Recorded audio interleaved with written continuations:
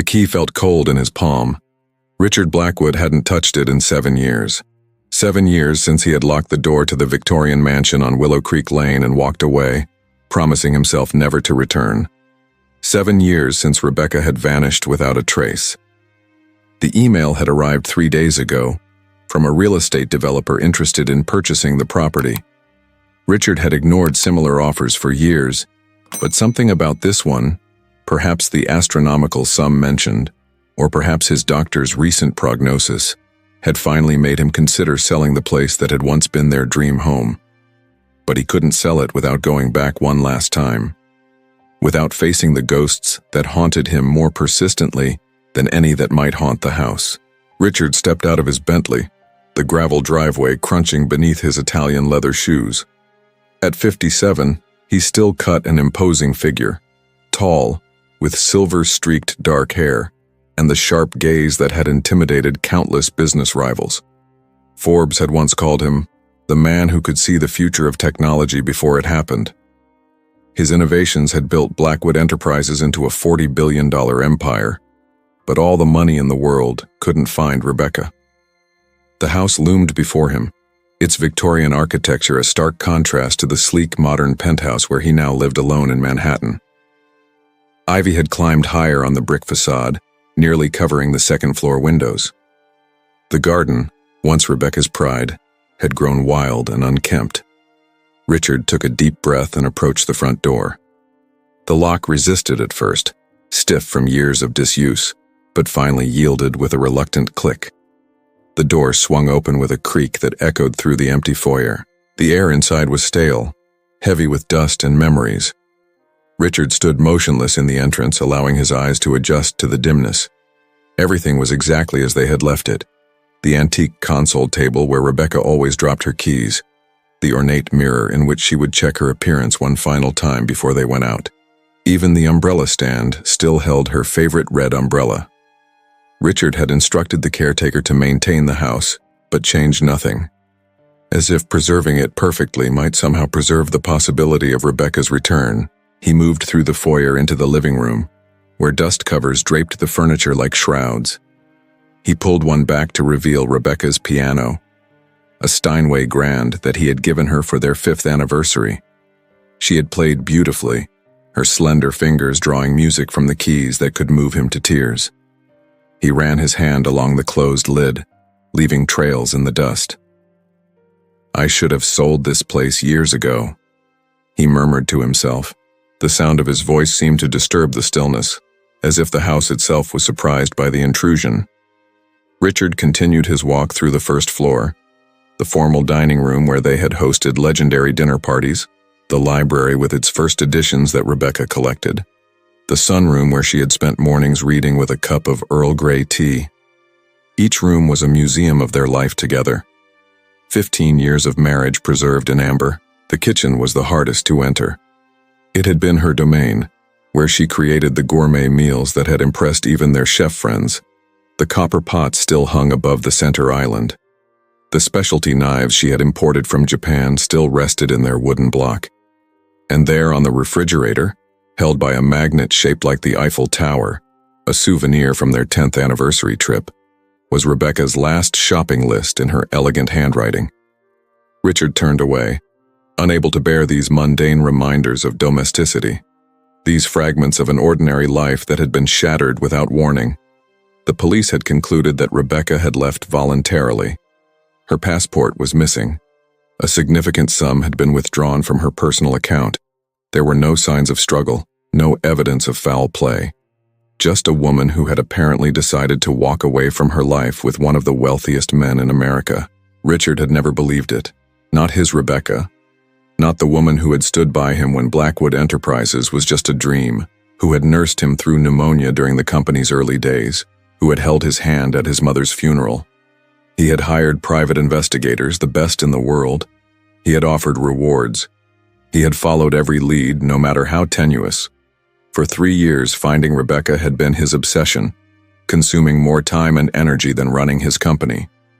But eventually, the trail had gone cold. The investigators had found nothing. The leads had dried up.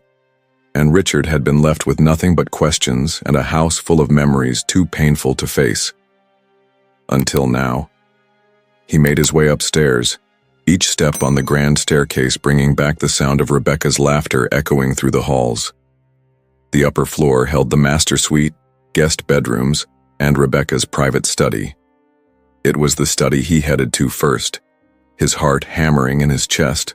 The room was smaller than most in the house, with windows overlooking the back gardens. Rebecca had chosen every piece herself: the antique desk from a London flea market, the comfortable reading chair, the bookshelves filled with her favorite novels and poetry collections. It was here she would retreat when she needed solitude, where she wrote her journals and letters. The journals. Richard had read every one the police had found, searching desperately for clues for some indication of unhappiness or intention to leave. But they had revealed nothing except Rebecca's thoughtful observations about life, her gratitude for their marriage, her plans for the future. Plans that had included him. Richard crossed to the desk and opened the central drawer. Empty, just as it had been when the police searched it. He checked each drawer methodically, finding nothing but old stationery, paper clips, a few dried-up pens. Rebecca's laptop had been missing too, taken with her presumably. He moved to the bookshelves next, running his fingers along the spines of her books. First editions of Virginia Woolf and Emily Dickinson, dog-eared paperbacks of modern poets, art books and biographies of remarkable women throughout history. Richard pulled out a volume at random, Margaret Atwood's Selected Poems 2. It fell open naturally to a page that had been read many times. A line was underlined in Rebecca's characteristic blue ink. What use is this key when the door it unlocks is underwater? The room suddenly felt airless. Richard returned the book to its place with shaking hands. Next, he forced himself to enter their bedroom. The king-sized bed was still made with the Egyptian cotton sheets Rebecca had preferred. Her reading glasses still sat on her nightstand, next to a glass of water that had long since evaporated. Her closet remained filled with her clothes, organized by color as she had always kept them. Richard sat heavily on the edge of the bed, overwhelmed by her presence in a room she had not occupied for 7 years. "Where did you go?" he whispered. "Why didn't you say goodbye?" Only silence answered him, the same silence that had greeted this question for 7 years. He lay back on the bed, staring at the ceiling. How many nights had they lain just like this, talking about their days, making plans, simply enjoying each other's company? The memory was so vivid he could almost feel the weight of her beside him, could almost smell her signature scent, Joe Malone's lime, basil and mandarin. Richard closed his eyes, allowing himself to imagine just for a moment that she might walk through the door, that she might smile at him and say his name in that way that had always made him feel like the luckiest man alive, that she might explain where she had been all this time, why she had left, why she hadn't contacted him. But when he opened his eyes, he was still alone in a room preserved like a mausoleum to a marriage that had ended without closure. Richard forced himself to stand. He had come here with a purpose, to assess the property before selling it, not to drown in memories. The real estate developer was offering $27 million, far more than the property was worth, even in this exclusive area. They wanted to tear it down and build luxury condominiums. Rebecca would hate that idea. She had fallen in love with this house at first sight, had spent years restoring it to its Victorian splendor while adding modern conveniences. But Rebecca was gone. And Richard needed to move on. Finally, truly move on. He walked to the window, looking out over the grounds. The swimming pool was covered, the tennis court overrun with weeds. Beyond them lay the small guest cottage where Rebecca's sister Claire had stayed whenever she visited from London. Claire. The thought of her brought a fresh wave of pain. She had been as baffled by Rebecca's disappearance as Richard. The sisters had been close, speaking weekly on the phone. Claire had been the first to raise the alarm when Rebecca missed their scheduled call, a day before Richard had returned from a business trip to find the house empty and his wife gone. Before we continue, comment below which city and country you're watching this story from. And if you haven't subscribed yet, take a moment to subscribe and leave a like.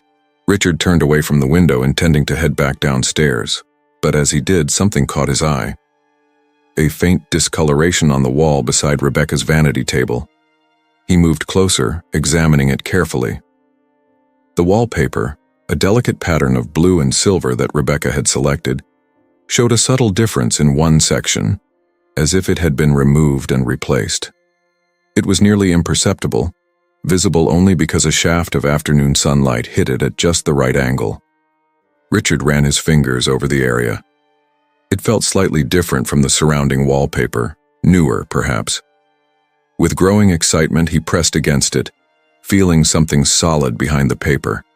He dug his fingernail into the seam and pulled gently. The wallpaper came away easily, revealing a small wall safe he had never seen before. His heart racing, Richard stared at the safe in disbelief. How had the police missed this? How had he never known it was here? The safe had a digital keypad. Richard tried their anniversary date. Nothing. Rebecca's birthday. Nothing. His birthday. Still nothing. Then, with trembling fingers, he entered the date they had closed on this house, the day Rebecca had called the happiest of her life. The safe clicked open. Inside was a single item, a USB drive. Richard took it with shaking hands, turning it over as if it might offer immediate answers. It was a simple black drive with no markings. He slipped it into his pocket and closed the safe, replacing the section of wallpaper as best he could. He hurried downstairs to the library where his old desk still stood in the corner. He set up his laptop, inserted the drive, and waited as it recognized the device. A single video file appeared. Richard double-clicked it, his mouth dry, his heart pounding so loudly he could hear it in his ears. The screen remained black for a moment. Then Rebecca appeared, sitting at her desk in the study upstairs. She looked exactly as he remembered her, honey blonde hair falling in soft waves to her shoulders, clear blue eyes, the small mole at the corner of her mouth that he had always found endearing. She was wearing the emerald silk blouse he had given her for her 42nd birthday, the last birthday they had celebrated together. Richard's hands gripped the edge of the desk, his knuckles white. Rebecca looked directly at the camera, her expression serious but composed. "Richard, my love," she began, her voice so familiar it made his chest ache. "If you're watching this, then I've been gone for some time, and you finally decided to sell our home. I knew you wouldn't part with it easily." She smiled sadly, and Richard found himself smiling back at the screen, tears filling his eyes. "I want you to know that I didn't leave by choice. By the time you see this, I'll likely be dead." Richard froze, the smile dying on his lips. "I've discovered something, Richard. Something terrible about Blackwood Enterprises. About the work being done in the Geneva facility that you don't know about. Dr. Wayland isn't who you think he is. The Prometheus Project isn't what you think it is." She glanced over her shoulder as if afraid of being overheard, then leaned closer to the camera. "I found financial records, Richard. Money being channeled from the company's accounts to offshore entities. Human test subjects being brought in without proper protocols or consent. I confronted Wayland yesterday. He denied everything, of course, but I saw the truth in his eyes." Rebecca ran a hand through her hair, a nervous gesture Richard had seen countless times. "I'm going to the authorities with what I know, but first I need more evidence. I've arranged to meet one of the test subjects tonight, a woman who escaped the facility. She reached out to me after finding my name connected to the company." She paused, taking a deep breath. "I've hidden copies of everything I've found so far. Not here. They'll search the house. I've left them with someone you can trust implicitly. Someone who'll know when the time is right to come forward." Rebecca leaned even closer, her voice dropping to a near whisper. "If I disappear, Richard, it wasn't by choice, and it wasn't your fault. But you need to be careful. Trust no one at the company. Not Wayland, not the board, not even Marcus. Marcus Finch, Richard's closest friend, and the COO of Blackwood Enterprises. The man who had supported Richard through the nightmare of Rebecca's disappearance. Who had kept the company running when Richard couldn't focus on anything but finding his wife. I love you, Richard. I've loved you since the moment we met, and I'll love you until my last breath. Find the truth. For me." She reached toward the camera and the video ended. Richard sat motionless, staring at the frozen final frame of his wife's face. The implications of what she had said were too enormous to process all at once. Rebecca hadn't left him. She had been investigating something dangerous, something connected to his own company, and had likely been silenced because of it. For 7 years, he had been mourning a woman who had been taken from him. For 7 years, he had been working alongside the very people who might be responsible. And Marcus? Could his closest friend really be involved? The thought seemed impossible. Yet Rebecca had specifically warned against trusting him. Richard ejected the USB drive and slipped it back into his pocket. His mind was racing, trying to recall everything he knew about the Geneva facility and the Prometheus project. It was one of Blackwood Enterprises' most secretive initiatives, a medical research program supposedly focused on life extension technologies.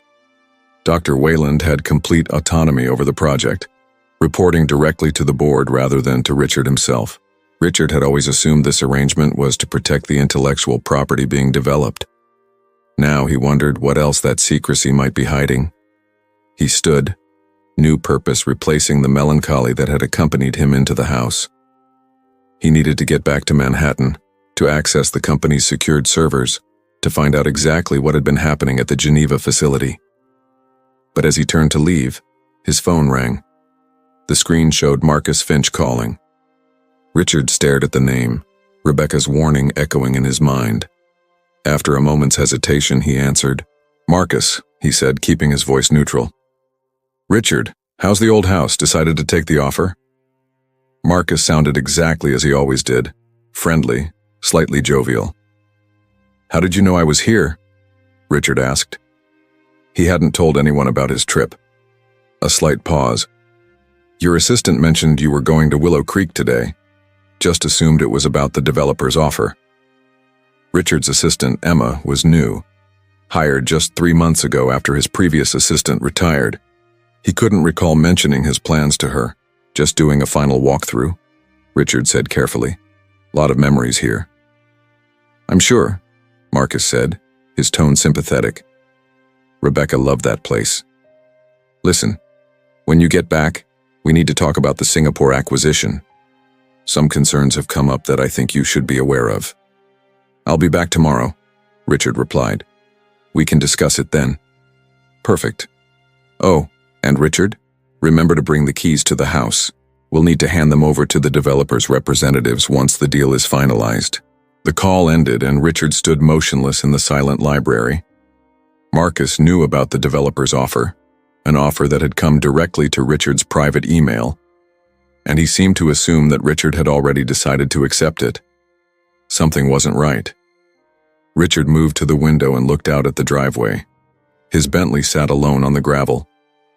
But as he watched, a black SUV with tinted windows turned into the property and stopped just outside the gates.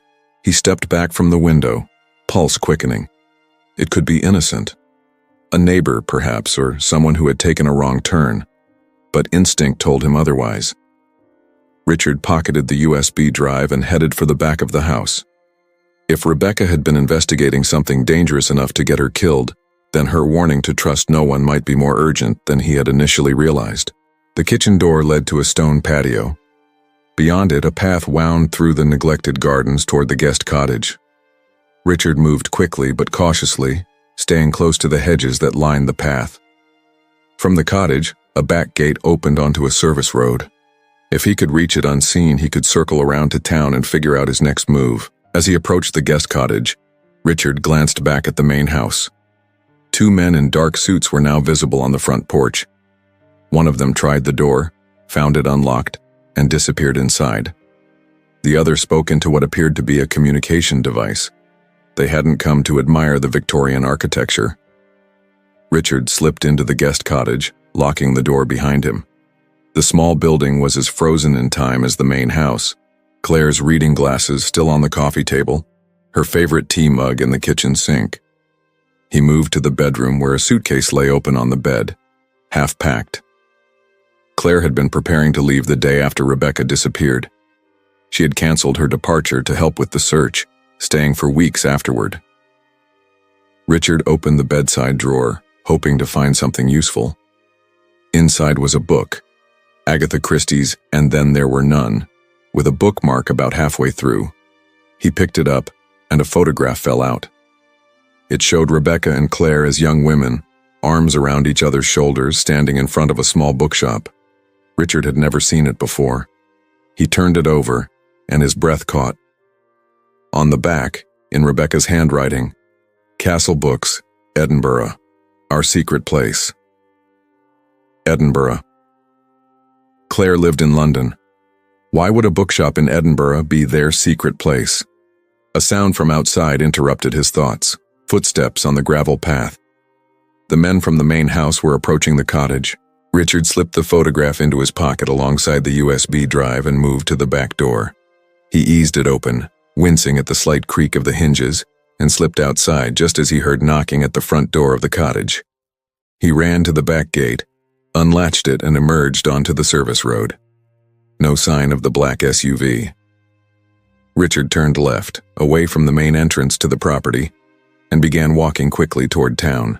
His mind was working overtime, processing everything he had learned in the past hour. Rebecca had discovered something sinister happening at one of his company's facilities. She had gathered evidence and hidden it with someone he could trust implicitly. Then she had disappeared, almost certainly murdered.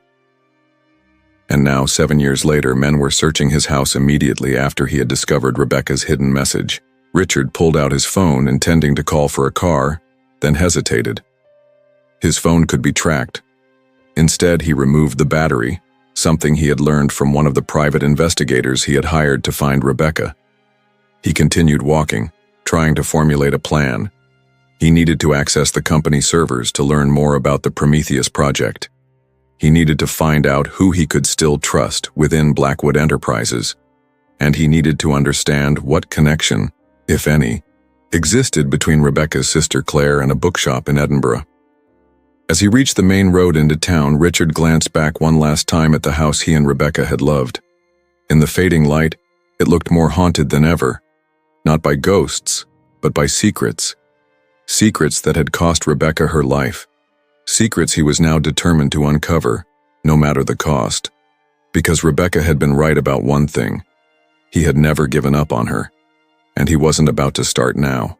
The small hotel on the outskirts of town was exactly the kind of place Richard would never normally stay. A family-run establishment with floral bedspreads and shared bathrooms. But anonymity was more valuable than luxury at the moment, and the elderly woman at the front desk had asked for neither ID nor credit card when he paid cash for a single night. In his room, Richard sat on the edge of the bed, the USB drive clutched in his hand. Rebecca's warning echoed in his mind. Trust no one at the company. For years he had believed he was in control of Blackwood Enterprises, that nothing significant happened without his knowledge. Now he was forced to confront the possibility that his company, his life's work, harbored secrets dark enough to get his wife killed. Richard retrieved his laptop from his briefcase. He had been carrying it with him when he'd visited the house, thankfully. He inserted the USB drive again, this time examining the video file's properties. It had been created 7 years ago, on the very day Rebecca disappeared. He played the video once more, studying his wife's face, listening for any clues he might have missed. When she mentioned Dr. Wayland and the Prometheus project, Richard paused the video, staring at her frozen expression. The Prometheus project had been one of Blackwood Enterprises' most classified initiatives. On paper, it was a research program focused on extending human longevity, the holy grail of medical science. Richard had approved its initial funding but had gradually stepped back from direct oversight, trusting Dr. Wayland's expertise and Marcus's supervision. Marcus, his oldest friend, his right hand at the company since its founding, the man who had stood beside him through Rebecca's disappearance, who had kept the company running when Richard could barely function. Could he really be involved in something sinister? Richard continued the video, listening as Rebecca described finding financial irregularities and evidence of unethical experiments. She had always had a sharp mind for details others might miss. As the wife of the CEO, she had attended enough company functions to know the key players and understand the corporate structure. If she had suspected something was wrong, She would have investigated thoroughly before taking action. When the video ended, Richard sat in silence for several minutes. Then he reached for the photograph he had found in the guest cottage, Rebecca and Claire in front of Castle Books, Edinburgh, our secret place. Claire, Rebecca's younger sister. After Rebecca's disappearance, Claire had been devastated, staying in the guest cottage for weeks to help with the search. She had returned to London eventually, but had kept in regular contact with Richard for years afterward. Their communications had tapered off gradually, as grief and time created distance. He hadn't spoken to her in nearly 2 years now. Richard pulled out his burner phone, purchased at a convenience store on his way to the hotel, and dialed Claire's number from memory. It rang several times before going to voicemail. Richard hung up without leaving a message. If Rebecca's warning about trusting no one extended to phones being monitored, he couldn't risk saying anything that might alert whoever was after him. Next, he typed Castle Books Edinburgh into a search engine. The results showed a small, independent bookstore in Edinburgh's Old Town. According to their website, they specialized in rare books and first editions. Exactly the kind of place Rebecca would have loved. Richard checked the time. It was too late to call the bookshop now, but he could try first thing in the morning. If this was indeed the secret place Rebecca had mentioned in her note, it might hold the evidence she had gathered about the Prometheus project. For now, he needed to gather what information he could about the project itself. Richard logged into the Blackwood Enterprises secure server using his executive credentials. If Marcus or anyone else was monitoring his access, this would alert them to his activities, but he had no choice. He navigated to the Prometheus project files, expecting to find the usual sanitized progress reports and budget summaries. Instead, he found himself locked out. A message appeared on screen. Access denied. Authorization level insufficient. Richard stared at the screen in disbelief. He was the CEO. Nothing in his company should be inaccessible to him. He tried again with the same result. Next, he tried accessing Dr. Whalen's personnel file. Again, access denied. Growing increasingly concerned, Richard searched for financial records related to the Geneva facility, where the Prometheus project was based. This time, he found what appeared to be standard accounting documents: facility maintenance costs, equipment purchases, salary information for approved staff. But where were the irregularities Rebecca had mentioned? The offshore accounts? The unauthorized test subjects? Richard downloaded the available financial records for closer examination. If Rebecca had found discrepancies, he would find them too. As he worked, a notification appeared on his screen. New email from Marcus Finch. Richard hesitated before opening it. The message was brief. Richard, concerned about you. Emma says you haven't checked in. Call me when you get this. Attached to the email was a news article. The headline read, Blackwood Enterprises CEO Richard Blackwood suffers mental health episode, friends concerned. The article, dated tomorrow, quoted sources close to the billionaire, saying that Richard had been exhibiting erratic behavior since receiving a terminal cancer diagnosis 3 months ago. It mentioned his increasing paranoia and delusional beliefs about his missing wife, who was presumed dead after her disappearance 7 years ago. The article concluded, Mr. Blackwood's condition has reportedly deteriorated in recent days, with the CEO becoming convinced that his wife was the victim of a corporate conspiracy rather than accepting the police conclusion that she left voluntarily. Close friend and Blackwood Enterprises COO Marcus Finch has expressed deep concern for Blackwood's well-being. Richard felt a chill run through him. The article was dated for release tomorrow. They were laying the groundwork to discredit him, to make any accusations he might bring seem like the ravings of a mentally unstable man, and they knew about his cancer diagnosis, a closely guarded secret he had shared with only his doctor and Marcus. Richard closed the email and shut down his computer. He needed to move quickly. If they were preparing a narrative to undermine him, they must believe he had discovered something significant. And if they knew he had accessed the company server just now, they might already be tracking his location. He gathered his few belongings and left the hotel room, descending the back stairs to avoid the front desk. Outside, The night was cool and clear, stars visible above the small town. Richard walked briskly toward the train station, keeping to side streets whenever possible. The last train to London had already departed, but there was an overnight bus leaving in 20 minutes. Richard purchased a ticket with cash and waited in the shadows of the station, watching for any sign that he was being followed. On the bus, he took a seat at the back, keeping his hat pulled low over his face. As the bus pulled away, Richard allowed himself a small measure of relief. He had a destination now, Edinburgh, and the bookshop that might hold the key to understanding what had happened to Rebecca. The overnight journey gave him time to think. If Marcus was involved in whatever had happened to Rebecca, then Richard's cancer diagnosis might have been the trigger for recent events. With Richard's health failing, perhaps they feared he might make changes to the company structure, might start asking questions or looking into areas that had previously been left to others. The real estate developer's offer for the house, well above market value, suddenly made more sense too. They wanted him to sell the property quickly before he had a chance to discover Rebecca's hidden message. But why wait 7 years? If Rebecca had uncovered something so damaging that it was worth killing her to keep it secret, why allow Richard to continue as CEO all this time? Unless they needed him. Unless his presence, his reputation, his name on the company was valuable precisely because he was unaware of what was happening beneath the surface. The Prometheus Project. Life extension research. What if it wasn't what it appeared to be at all? Richard pulled out the financial records he had downloaded. In the dim light of the bus's reading lamp, he began to analyze them, searching for the discrepancies Rebecca had found. Hours passed as the bus made its way north. Most passengers slept, but Richard remained vigilant, alternating between studying the financial documents and watching for any unusual attention from fellow travelers. By the time dawn broke, painting the Scottish countryside in soft golden light, Richard had identified several anomalies in the Geneva facility's financial reports. Money was indeed flowing out to shell companies with vague descriptions of services rendered. Equipment purchases didn't match the stated research goals. And most disturbing of all, there were regular payments to an entity called Minimazan Acquisitions, the Greek goddess of memory, with no explanation of what was being acquired.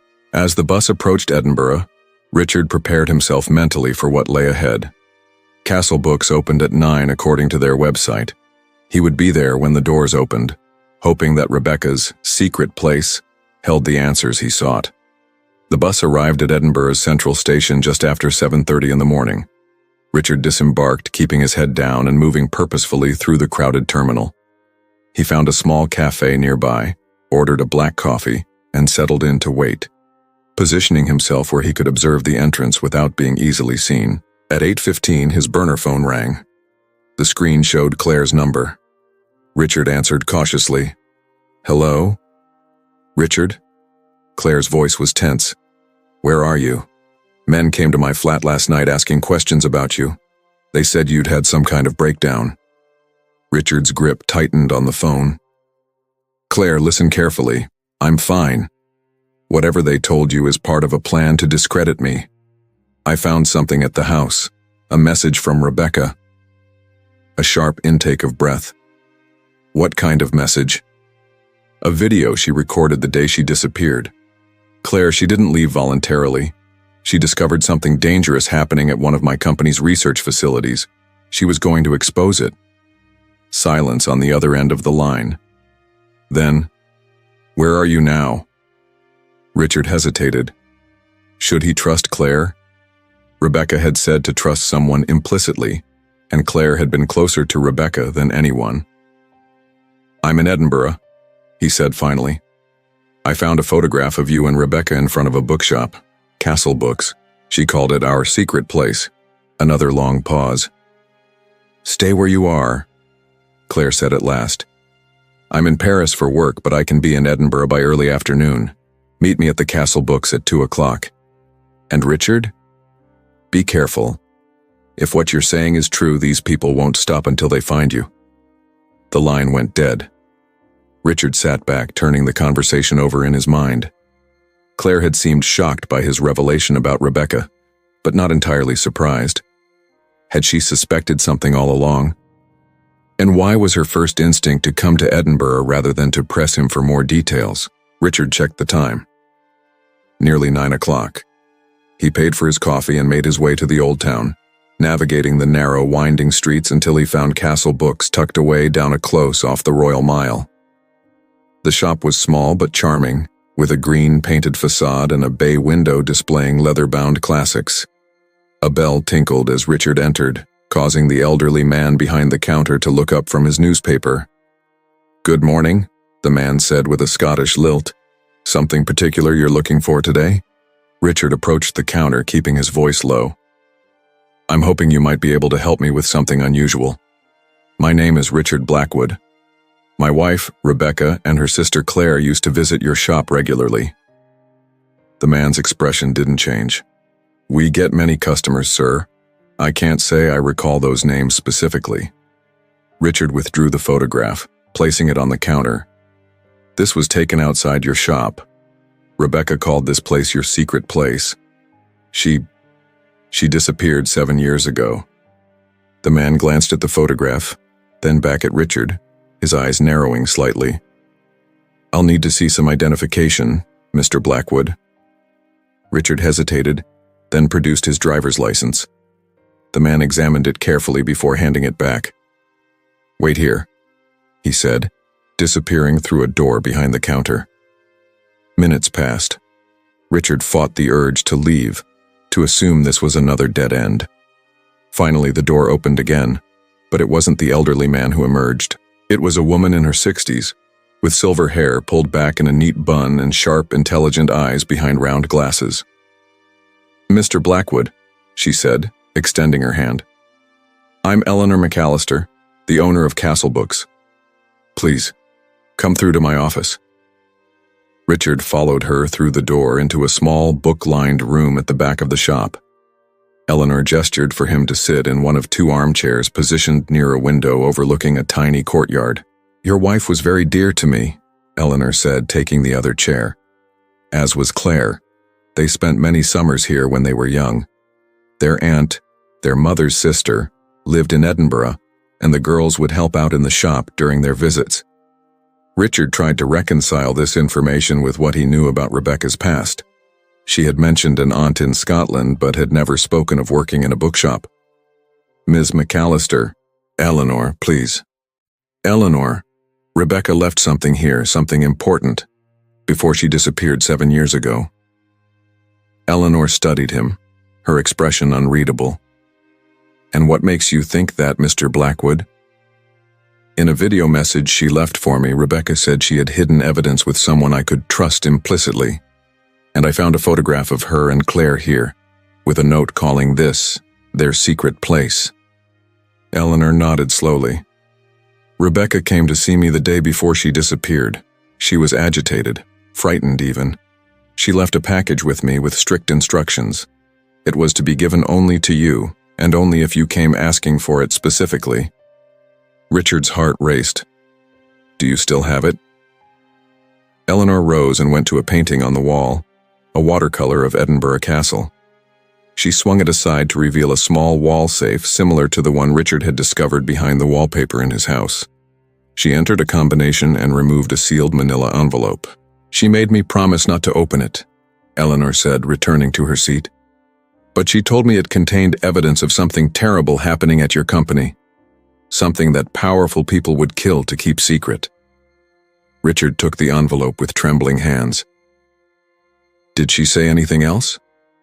Anything about where she was going or who might be involved?" Eleanor shook her head.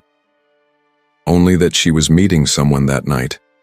A woman who had reached out to her, who claimed to have been harmed by whatever was happening at this facility she mentioned." "Did she say who?" "No names. But she did say something odd," she said. "They're taking memories, Eleanor. Not just extending life, but stealing it." Richard frowned. "Stealing memories? What did she mean?" "I don't know. Those were her exact words. And then she made me promise that if anything happened to her, I would keep the package safe until you came looking for it." Eleanor paused. "She seemed certain you would, eventually, even if it took years." Richard looked down at the envelope in his hands. "Thank you for keeping your promise." "Are you in danger, Mr. Blackwood?" "I believe so, yes. The same people who took Rebecca are now after me." Eleanor's expression hardened. "Then you should open that somewhere safe. Not here." Richard nodded, slipping the envelope into his jacket pocket. "One more question. You said Rebecca and Claire spent summers here as girls. Did they maintain that connection as adults? Did Claire visit regularly?" "Oh yes. Claire especially. She's been coming to Edinburgh several times a year for as long as I can remember. In fact, she was here just last month." This was news to Richard. Claire had never mentioned regular trips to Edinburgh in all the years he had known her. "Thank you, Eleanor, for everything. I should go." Eleanor walked him back through the shop to the front door.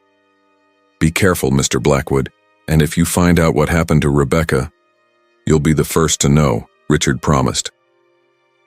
Outside, the morning had brightened into a clear spring day. Tourists were beginning to fill the Royal Mile, providing Richard with the cover of crowds. He checked his watch, 10:30, 3.5 hours until his meeting with Claire. He needed somewhere private to examine Rebecca's package, and he needed to prepare himself for whatever he might discover. Richard found a small hotel near Princes Street and took a room, again paying cash. Once alone, he opened the manila envelope carefully. Inside were several items: a USB drive similar to the one he had found at the house, a small notebook filled with Rebecca's handwriting, photographs of what appeared to be medical equipment and subjects in hospital beds, their faces blurred, and financial documents showing transfers between Blackwood Enterprises and numerous shell companies. But the most disturbing item was a thin file labeled Mnemosyne Protocol. Richard opened it with growing dread. The document inside detailed a process for memory extraction and transfer, a technique developed under the Prometheus project that could theoretically remove specific memories from one subject and implant them in another. The ethical implications were staggering, the potential for abuse horrifying. According to the document, the process had moved beyond the theoretical. Successful transfers had been achieved in willing participants, though footnotes indicated that consent forms were often signed under duress or by legal guardians, rather than the subjects themselves. The final pages of the document contained a list of primary recipients, wealthy, powerful individuals who had paid enormous sums to receive memory transfers. And at the top of the list was a name that made Richard's blood run cold: Marcus Finch. The document indicated that Marcus had received multiple memory transfers over the past decade, beginning with minor cognitive enhancements and progressing to complete personality-defining memory sets. Richard sat back, struggling to process what he was reading. The Prometheus project wasn't about extending life through medical intervention. It was about extending life by stealing the experiences, skills, and memories of others. And his closest friend, the man he had trusted above all others, was not only involved but was a primary beneficiary. Richard turned to Rebecca's notebook next. It contained her own investigation into the project, meetings with whistleblowers, surveillance of the Geneva facility, research into the backgrounds of the project's key personnel. On the final written page, dated the day of her disappearance, Rebecca had made a simple entry: "Meeting Elise Weber tonight. Former subject, escaped during transfer procedure. Says she has proof of what they did to her, and what they're planning to do next. Meeting at the lake house. If anything happens to me, the evidence is with Eleanor." Richard checked his watch again. 11:45. Just over 2 hours until Claire was due to arrive at Castle Books. Claire, who visited Edinburgh regularly but had never mentioned it to him. Claire, who had been in Paris when he called but could somehow reach Edinburgh by early afternoon, a journey that typically required much longer. A cold suspicion formed in Richard's mind. He returned to the Mnemosyne Protocol document and scanned the list of recipients again. Marcus Finch was at the top, and 3 names below was another familiar name: Claire Bennett. Rebecca's sister was listed as having received a complete identity transfer 5 years ago. The donor was listed only as subject RB42. RB42, Rebecca Blackwood. The room seemed to tilt around him. Richard gripped the edge of the desk, fighting a wave of nausea. It couldn't be true. It was too monstrous, too unthinkable. But if the Prometheus Project had developed technology to transfer memories, to literally steal someone's identity, could Claire, the Claire he had known for years after Rebecca's disappearance, actually be someone else? Someone with Rebecca's memories implanted in her mind? And if so, who was the woman he was scheduled to meet at 2 o'clock? Richard gathered the documents with shaking hands, returning everything to the envelope. He needed to leave immediately. The meeting at Castle Books was almost certainly a trap, but as he turned toward the door, it burst open. 2 men in dark suits, the same men he had seen at his house, entered the room, followed by Marcus Finch. "Richard," Marcus said, his voice gentle, concerned. "We've been so worried about you. It's time to come home now. We can get you the help you need." Richard backed away, clutching the envelope to his chest. "Stay away from me. I know what you did, what you're still doing." Marcus exchanged glances with the men beside him. "Richard, you're not well. The cancer has affected your mind. These delusions about Rebecca, about the company, they're not real." "I found her message," Richard said. "The video she left. And I found what she hid with Eleanor. I know about the Nemazini protocol. I know what you did to Claire." Something flickered in Marcus's eyes, surprise quickly masked. "There is no protocol, Richard. There's only a very sick man who can't accept that his wife left him 7 years ago." One of the men moved slightly, revealing the gun holstered beneath his jacket. Richard glanced toward the window, calculating his chances. "Don't," Marcus said, reading his intent. "Please, just come with us quietly, for your own sake." "And if I don't?" Marcus sighed. "Then I'm afraid we'll have to take you anyway. The board has approved temporary removal of your authority as CEO, given your condition. I'm acting in your best interest, Richard, as I always have." Richard lunged for the window, but the men were faster. One caught him around the waist while the other wrenched the envelope from his grasp. A sharp pain in his arm, a needle, and then darkness began to close in around him. As consciousness slipped away, Richard heard Marcus speaking as if from a great distance. "It's a shame, really. He was so close to figuring it all out. Then nothing." Richard woke to the steady beep of a heart monitor. He was in a hospital bed, an IV drip in his arm. The room was private, expensively appointed, with a window overlooking what appeared to be Lake Geneva. Mountains rose in the distance, their peaks still snow-capped despite the spring season. He was in Switzerland, in the very facility Rebecca had been investigating. Richard tried to sit up, but found his wrists secured to the bed rails with padded restraints. His head felt foggy, his thoughts sluggish, the effect of whatever drugs they were pumping into him. The door opened and Marcus entered, followed by a thin man with wire-rimmed glasses and a tablet computer. Dr. Wayland, Richard presumed, the architect of the Prometheus Project. "He's awake," Dr. Wayland observed, checking Richard's vital signs on the monitor. Remarkable resilience considering his condition. "Richard has always been a fighter," Marcus replied, pulling a chair closer to the bed. "How are you feeling, old friend?" Richard stared at the man he had trusted for decades, the man who had apparently orchestrated Rebecca's disappearance and was now holding him captive. "Where is she?" he managed, his voice hoarse. "Rebecca?" Marcus sighed. "We've been through this, Richard. She left. You need to accept that." "No." Richard struggled against the restraints. "I saw the protocol documents. I know what you've been doing here. Memory extraction, memory transfer. You took Rebecca's memories and gave them to Claire, or someone pretending to be Claire." Marcus and Dr. Wayland exchanged glances. "The cancer has affected his cognitive function more than we anticipated," Wayland said clinically. "We should increase the sedation." "No," Marcus countered. "I want him lucid for what comes next." He leaned closer to Richard. "Tell me what else you found, Richard. What else did Rebecca hide away?" Despite the drugs, Richard recognized the concern behind Marcus's casual inquiry. They didn't know exactly what evidence he had discovered, or who else might have seen it. Everything, Richard said, forcing strength into his voice. Financial records, test subject logs, the Mnemosyne protocol documentation, and I've made sure it will all become public if anything happens to me. A flicker of doubt crossed Marcus's face. You're bluffing. You've had less than 24 hours since finding Rebecca's message. There hasn't been time to set up any kind of dead man's switch. Richard smiled thinly. Are you certain enough to risk it? To risk exposure of what you've been doing here? The board might have approved my temporary removal as CEO, but I doubt they approved kidnapping human test subjects or stealing people's memories. Dr. Wayland stepped forward. Mr. Blackwood, you fundamentally misunderstand the nature of our work here. The Prometheus Project isn't about theft.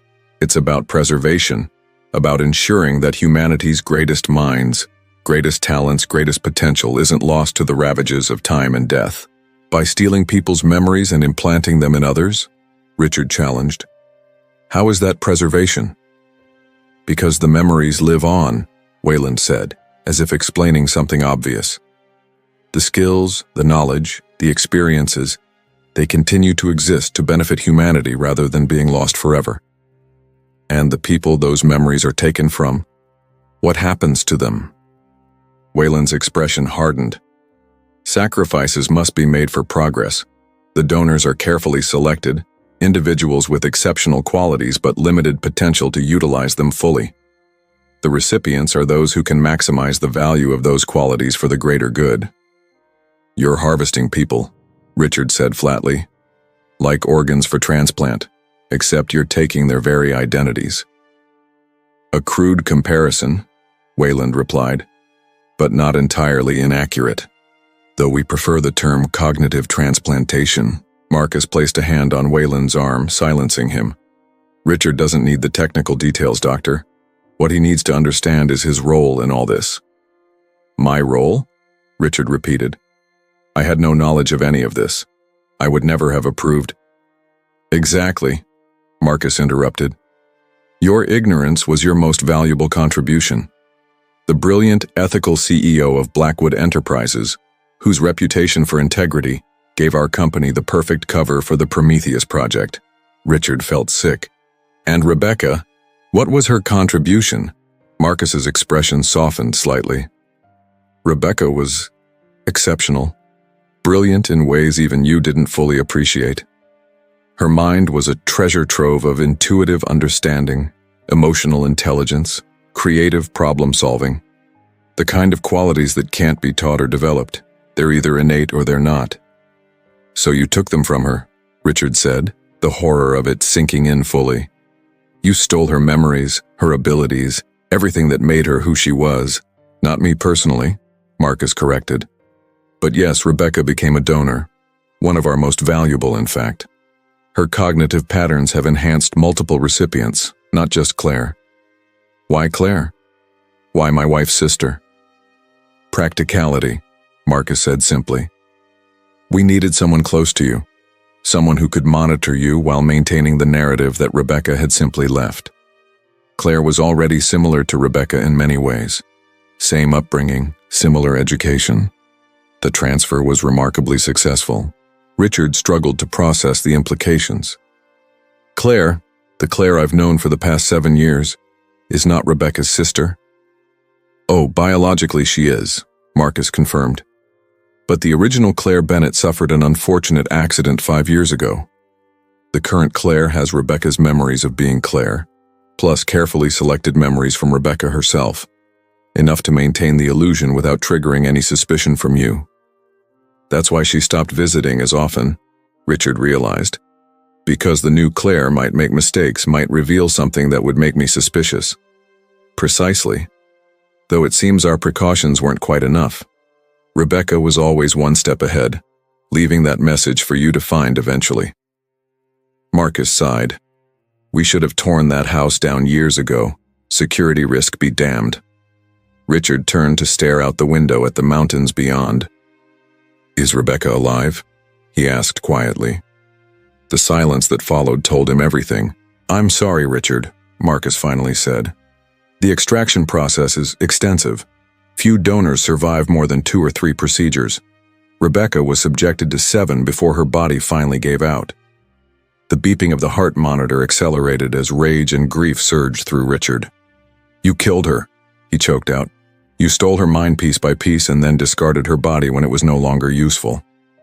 "She advanced science by decades," Dr. Wayland interjected. "Her contributions to the Prometheus project were invaluable." "Contributions?" Richard strained against his restraints. "She was murdered. She discovered what you were doing, and you silenced her by turning her into one of your test subjects." Marcus stood, his patience apparently exhausted. "This is getting us nowhere. Dr. Wayland, prepare Mr. Blackwood for the initial assessment. We need to determine which cognitive elements would be most valuable for preservation before his condition deteriorates further." The realization of their intentions hit Richard like a physical blow. "You're going to do the same to me." "Not exactly the same," Marcus corrected. "Your medical situation makes you less ideal as a donor. But given your unique business insight, strategic thinking, and technological vision, there are still valuable cognitive patterns that can be preserved." "You mean stolen and implanted in someone else?" Richard said bitterly. "Who gets my memories, Marcus?" "You?" A small smile played at the corner of Marcus's mouth. "I've already benefited from your friendship in more ways than you know, Richard. But there are others who would value direct access to the way your mind works." Dr. Wayland made a note on his tablet. "I'll schedule the preliminary scan for this afternoon. We should have a full mapping within 48 hours, with the first extraction to follow immediately after." "And my cancer?" Richard asked. "Won't that affect the quality of what you're stealing?" "The disease hasn't yet impacted the cognitive regions we're most interested in," Wayland replied clinically. "We'll be selective in what we harvest." The casual cruelty of their discussion, as if they were talking about harvesting crops rather than pieces of a human mind, left Richard speechless with horror. "Get some rest," Marcus advised, moving toward the door. "The procedure is less traumatic if the subject is calm." When they had gone, Richard lay still, fighting to clear his mind of the sedative fog. They were going to extract his memories, his cognitive abilities, everything that made him who he was. And then, when they had taken what they wanted, they would dispose of him as they had disposed of Rebecca. But unlike Rebecca, he knew what was coming. And he had one advantage they might not have considered. The terminal cancer diagnosis that had prompted this acceleration of their plans also meant he had nothing left to lose. Richard tested his restraints. They were secure but not overly tight, designed for a patient who was expected to be heavily sedated at all times.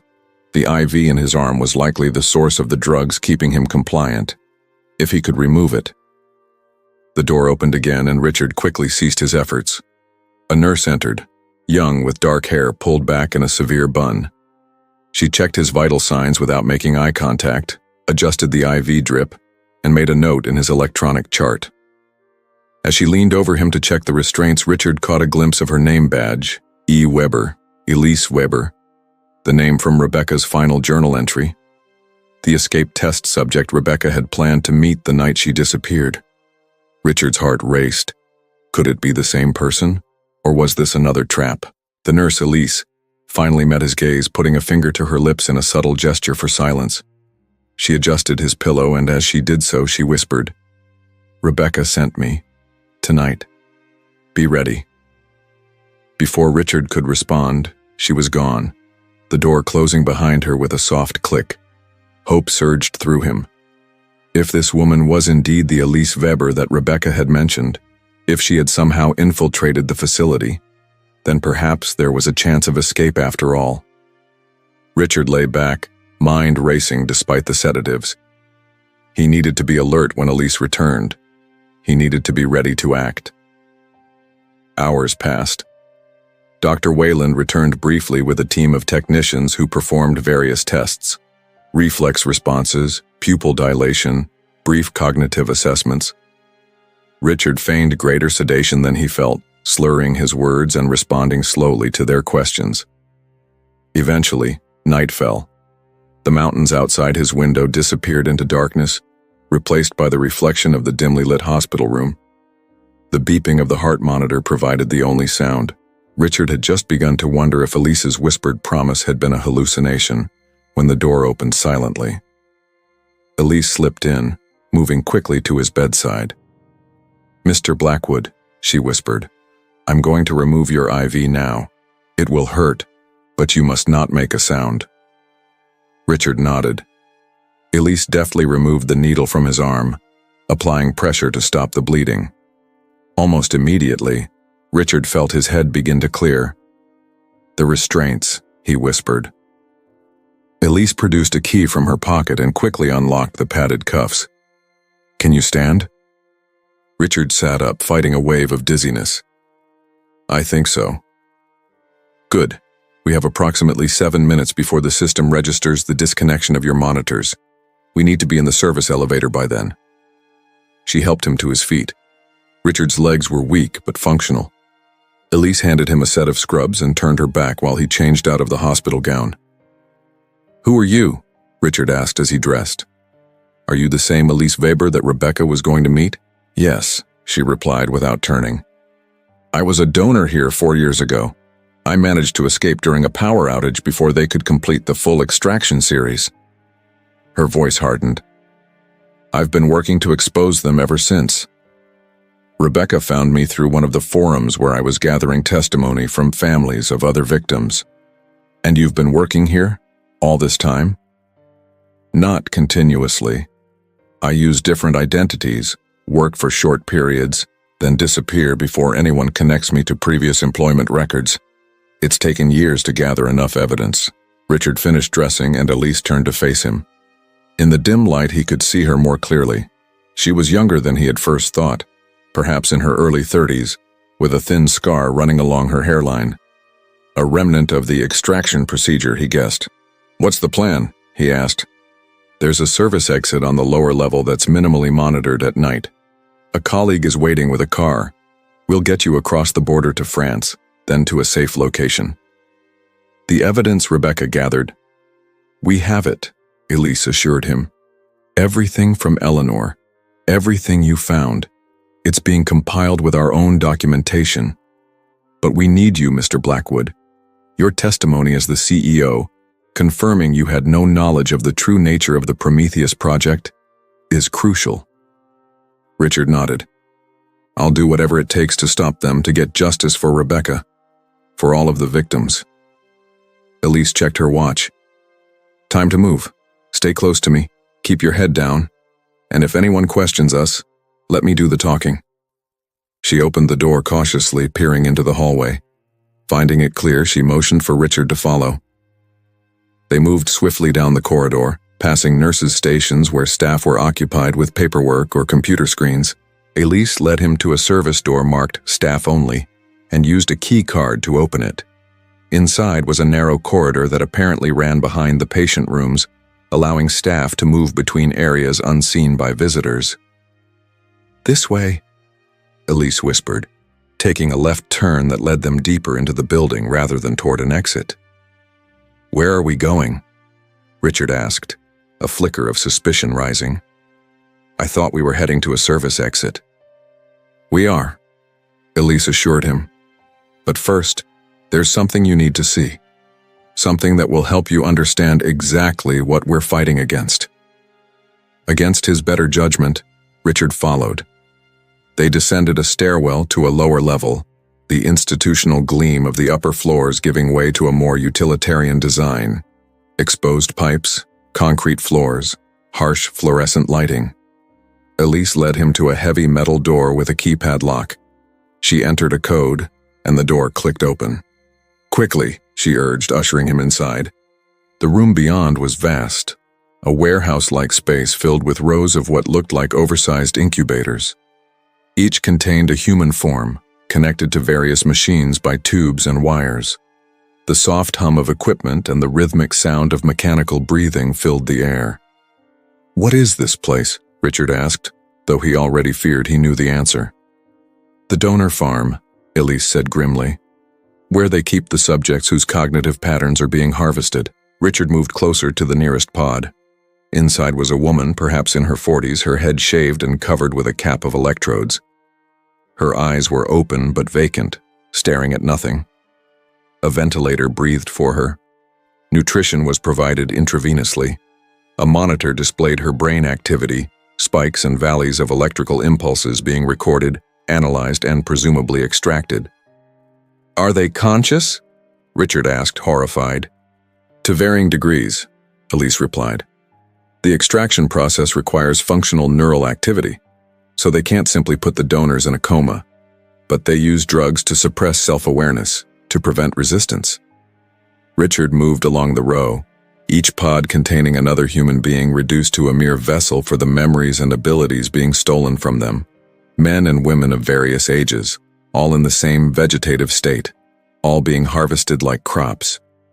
"How many?" he asked, his voice barely audible. "Here, 37 active donors.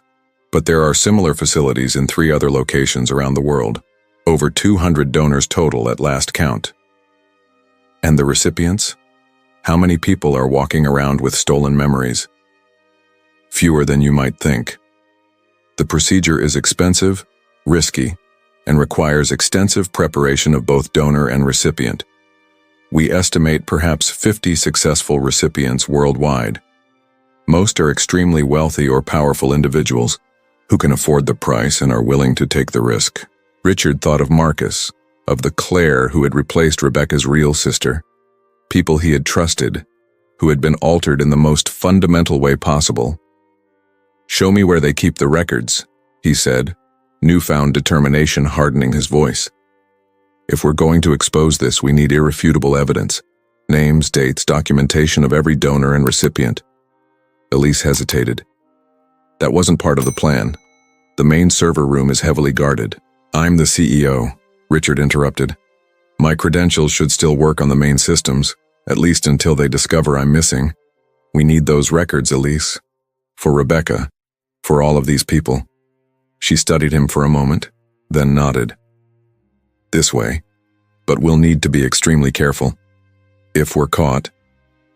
The unspoken conclusion hung in the air between them. If caught, they would join the rows of vacant-eyed donors in the warehouse of stolen minds. Elise led him through another door and up a different stairwell, emerging in what appeared to be an administrative wing of the facility. The corridors here were deserted at this hour, lit only by emergency lighting. "Server room is at the end of this hall," Elise whispered. 2 guards, keycard plus biometric access." "I should have that access," Richard said. "As CEO, my biometrics are registered for all critical systems. Unless they've already removed you from the system, we have to try." They approached the server room cautiously. Through the glass panels in the doors, Richard could see 2 security guards seated at a desk, monitoring surveillance feeds. Beyond them was the server farm itself, rows of black cabinets housing the data that could expose the entire operation. "Wait here," Richard instructed. "If they've removed my access, be ready to run." Before Elise could object, Richard straightened his scrubs, adopted a confident posture, and walked directly toward the server room doors. He swiped the key card Elise had given him and placed his thumb on the biometric scanner. For a heart-stopping moment, nothing happened. Then the light turned green, and the doors unlocked with a soft click.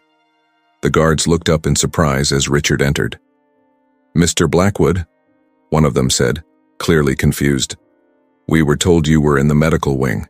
Change of plans," Richard replied smoothly. "Dr. Wayland wants me to personally verify some historical data before tomorrow's procedure." The guards exchanged uncertain glances. "We should call for confirmation."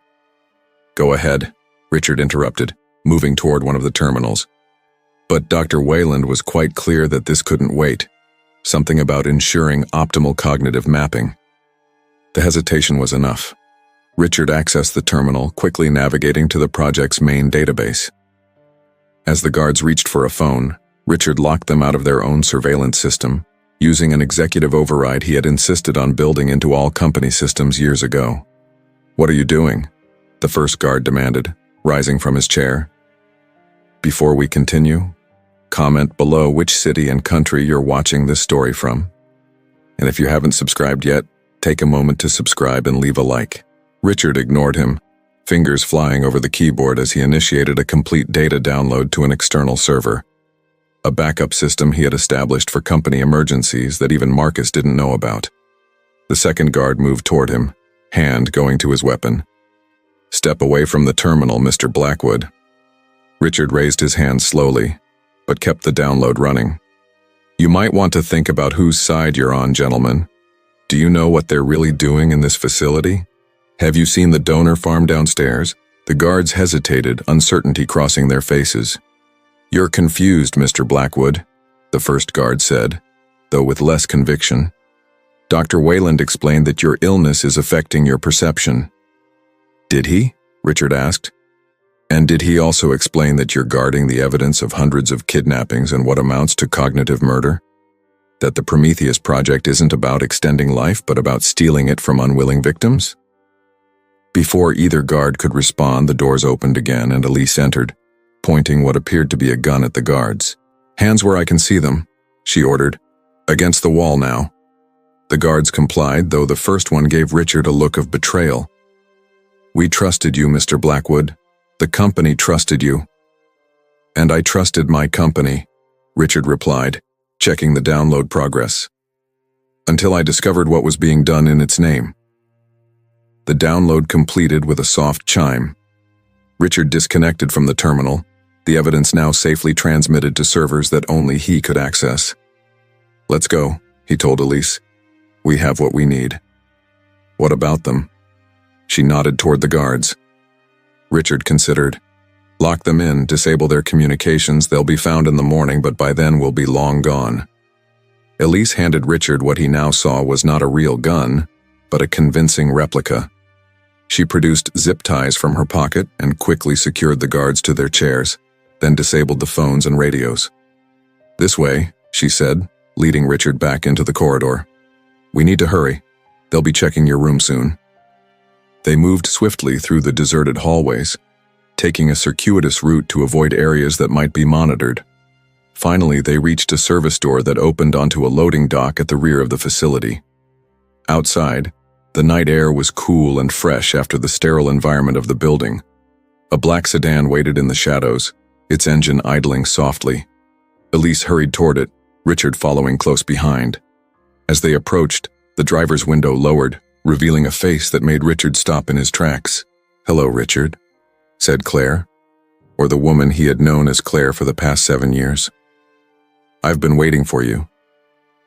Elise froze, her expression shifting from determination to horror. "You said your contact was trusted," she hissed at Richard. "You never mentioned it was her." Richard stared at Claire, remembering what Marcus had told him, that this woman possessed some of Rebecca's memories, implanted through the Prometheus Project's memory transfer technology. That she wasn't really Claire at all, but someone else entirely, someone who had been monitoring him for years. "Who are you?" he asked quietly. "Really?" Claire smiled, and for a moment Richard caught a glimpse of something familiar in her expression, a hint of the real Claire's sardonic humor perhaps, or maybe an echo of Rebecca in the tilt of her head. "That's a complicated question, Richard. More complicated than you know." She opened the car door. "But right now, what matters is getting you away from here before they realize you're gone. We can discuss identity philosophies later." Richard turned to Elise, who was watching Claire with undisguised suspicion. "Do you know her?" "I know of her," Elise replied. "She's one of them, a recipient. She can't be trusted." Claire sighed. "I'm also your only chance of getting across the border tonight. The facility will be locked down as soon as they discover Richard's missing. Every official crossing will be watching for you." Richard's mind raced, weighing options that all seemed fraught with risk. If Claire was working with Marcus, this could be an elaborate trap. But if there was even a chance that some part of Rebecca lived on in her, some part that had helped orchestrate his escape. "Why would you help us?" he asked Claire. "According to Marcus, you were placed in Rebecca's sister's life to monitor me, to maintain the lie." Something like regret crossed Claire's face. "It's not that simple, Richard.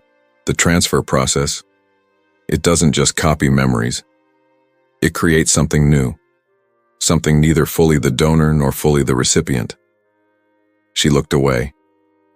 I have memories of being Claire, of growing up with Rebecca, but I also have fragments of Rebecca herself. Her love for you, her sense of justice, her determination to expose what the Prometheus Project was really doing.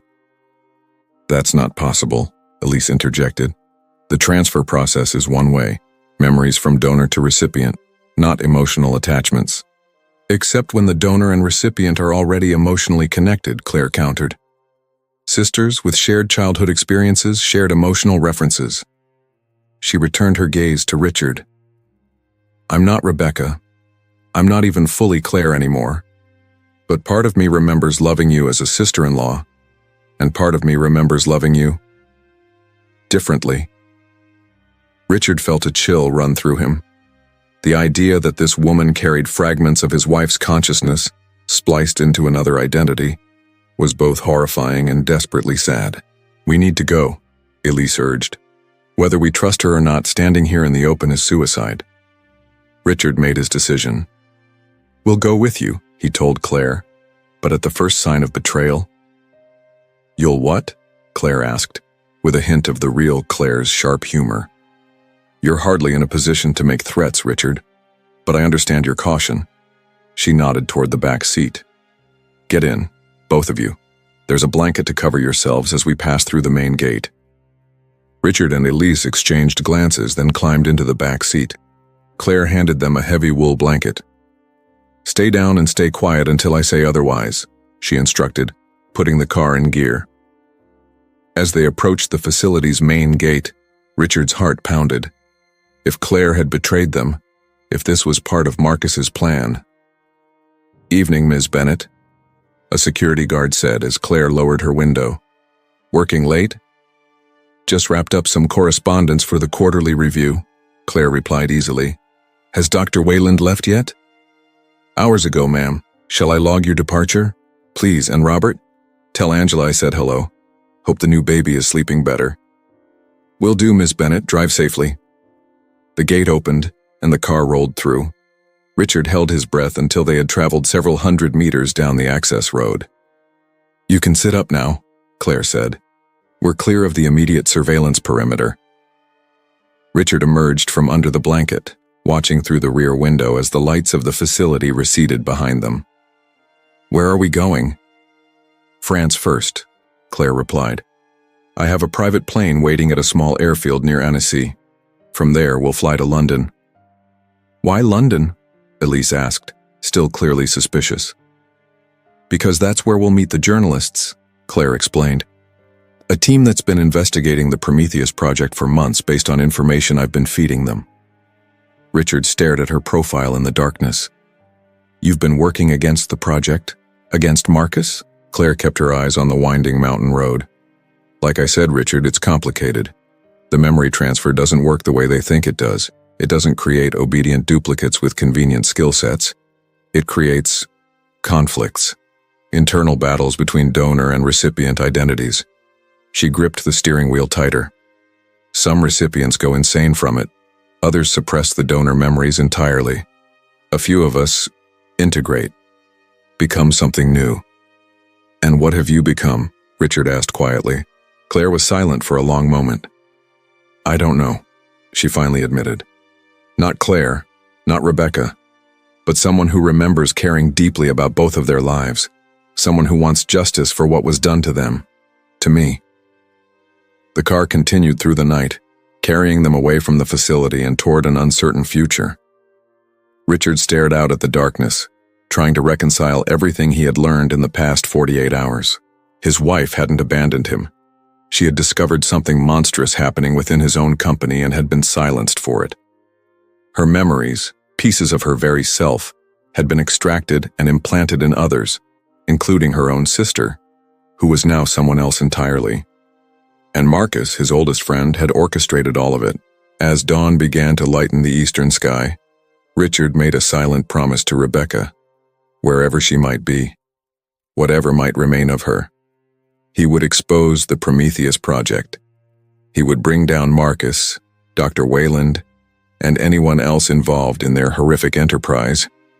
and he would ensure that the hundreds of victims still trapped in the donor farm were freed and their stories told.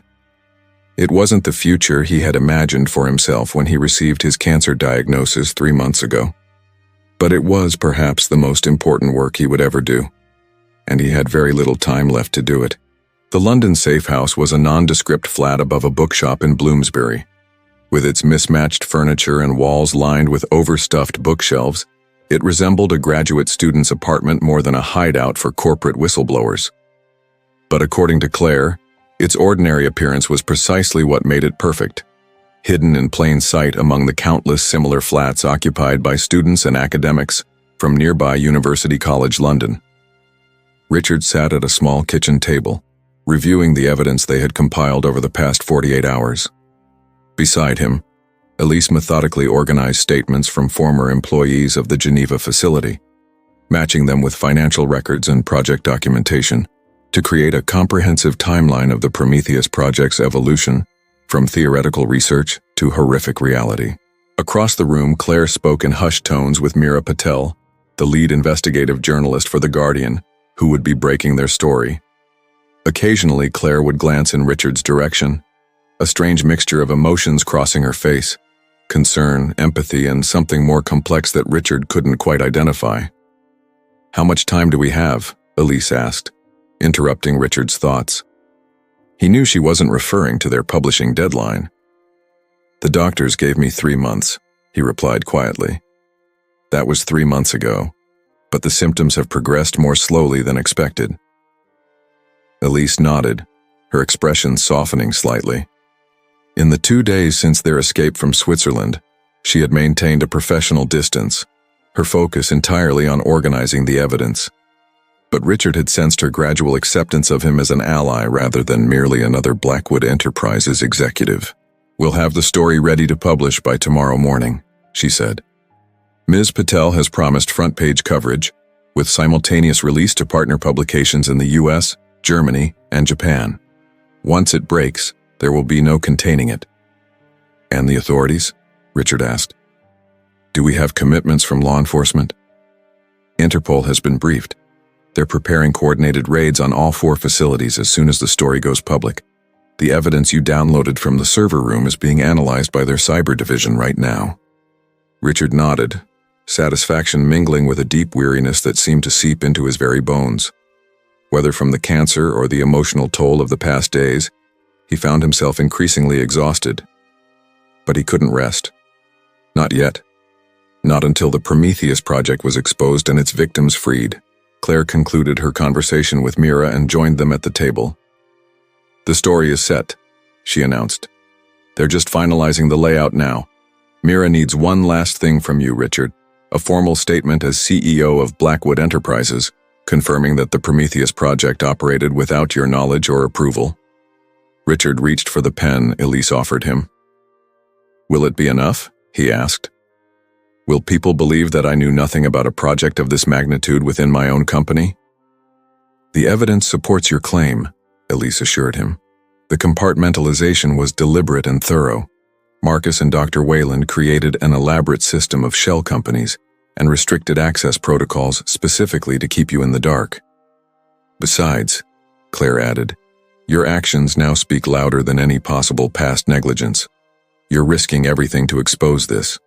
Your company, your reputation, your legacy." Richard looked at her, studying the face that was so familiar and yet belonged to someone he didn't truly know. "What happens to you after this breaks? The authorities will want to interview everyone connected to the project." Claire's expression grew guarded. "I've made arrangements. Once the story is published, I'll disappear for a while. There are others like me, recipients who've turned against the project. We have a network of sorts." "And the donors?" Richard asked. "The ones still held in the facilities?" "If all goes according to plan, they'll be liberated within hours of the story breaking," Elise said. "But their recovery—" She hesitated.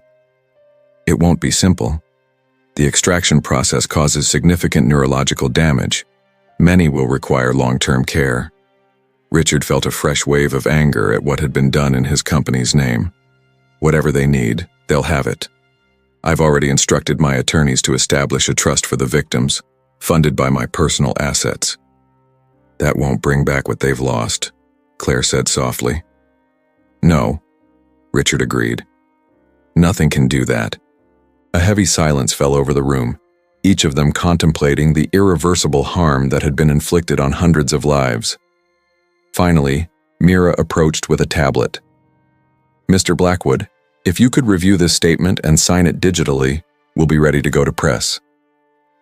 Richard read through the carefully worded declaration, making a few small edits for clarity.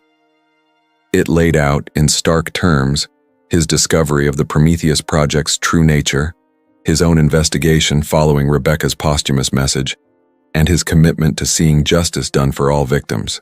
As he prepared to sign, his phone buzzed with an incoming text. Richard frowned.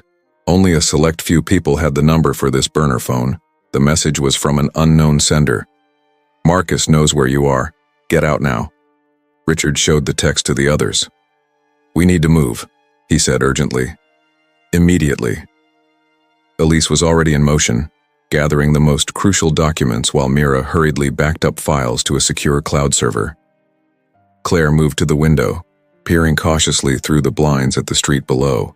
Black SUV, 3 men getting out, she reported tensely. Same type of security detail Marcus uses. Is there another way out? Richard asked. Backstairs to the alley, Claire confirmed, but we should split up. They're less likely to follow all of us. Richard nodded, making a quick decision. Elise, go with Mira. Get the story published no matter what happens. Claire and I will create a diversion. Elise looked as if she might object, but then gave a curt nod. The raid on the facilities is scheduled for noon tomorrow, coordinated across all 4 locations. The story needs to break at least 2 hours before that to ensure they don't have time to move the donors. It will, Richard promised. Now go. Mira led Elise toward the back of the flat as Claire moved to Richard's side. You should go with them, she said quietly. You're the one they want most, which is exactly why I should be the diversion, Richard countered. Besides, I'm not sure how much more running I have in me. He offered a grim smile. Terminal cancer has a way of limiting one's long-term planning. Claire's expression softened. Rebecca would be proud of you, you know, for all of this. The mention of his wife's name sent a pang through Richard's chest. Would she?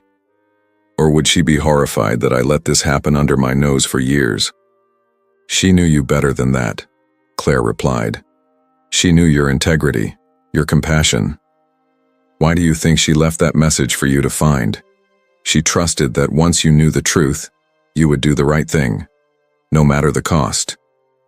From downstairs came the sound of the shop door opening, followed by heavy footsteps. Claire grabbed Richard's arm. We need to go now. They moved swiftly toward the front door, the opposite direction from where Elise and Mira had gone. Claire checked the hallway, then motioned for Richard to follow. They descended 1 flight of stairs before ducking into a maintenance corridor that ran the length of the building. Where does this lead? Richard whispered. Service entrance on the other side, Claire replied. Comes out on Marchmont Street. If we can get to the tube station, we can lose them in the crowd.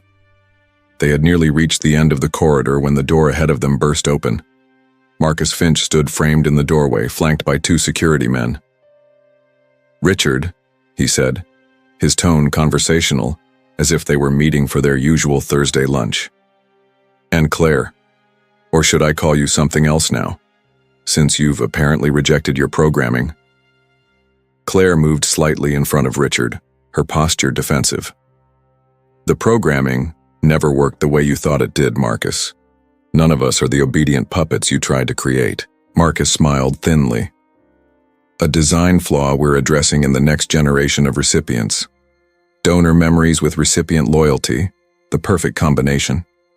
His gaze shifted to Richard. I'm disappointed in you, old friend. We could have done this with dignity. A peaceful passing. Your legacy intact. Instead, you've chosen this mess. You murdered my wife, Richard said, his voice steady despite the rage boiling inside him. You've been murdering people for years, stealing their very identities. Did you really think I would let that continue once I knew the truth?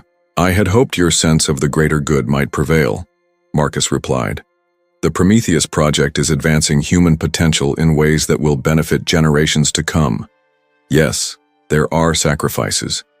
There are always sacrifices in the pursuit of progress. Sacrifices? Richard repeated incredulously. Is that what you call kidnapping and cognitive murder? Is that how you justified what you did to Rebecca? A flicker of something, regret, remorse, crossed Marcus's face. Rebecca was special. I didn't want to use her as a donor, but when she discovered what we were doing, when she threatened to expose everything, there was no choice. There's always a choice, Richard said quietly. You just made the wrong one, again and again. Marcus sighed. Be that as it may, I'm afraid your crusade ends here. Come with us quietly, and I give you my word that Elise Weber and the journalist will be left alone. Resist, and my men will ensure the Guardian never publishes their story. Richard exchanged glances with Claire, a silent communication passing between them. Then he stepped forward, hands raised in apparent surrender. You win, Marcus, he said wearily. I'm too tired to run anymore. Marcus gestured to his men, who moved forward to flank Richard. As they reached for his arms, Richard suddenly ducked and lunged sideways, causing the men to collide with each other. In the same moment, Claire slammed her full weight into Marcus, sending him staggering back through the doorway. Go! Richard shouted to Claire. Get to Elise and Mira. Make sure the story breaks. Claire hesitated for a split second, torn between escaping and helping Richard. The moment was enough for one of Marcus's men to recover and grab her arm. Richard tackled the man from behind, his frail body summoning a final surge of strength fueled by desperation and rage. They crashed to the floor together, allowing Claire to break free. Richard, she cried, starting back toward him. Go, he commanded again. This is more important than any of us. Claire met his gaze one last time, a look filled with a complex cocktail of emotions that Richard couldn't fully decipher. Then she turned and sprinted through the door, disappearing into the London evening. Marcus straightened his suit jacket, regarding Richard with a mixture of anger and something almost like respect. That was foolish. Your cancer will kill you within weeks anyway. Why throw away your final days? Richard struggled to his feet, breathing heavily as the security men restrained his arms. Because some things are worth dying for, Marcus. Something you forgot a long time ago. Marcus shook his head as if disappointed by a child's poor decision. Take him to the car, he instructed his men.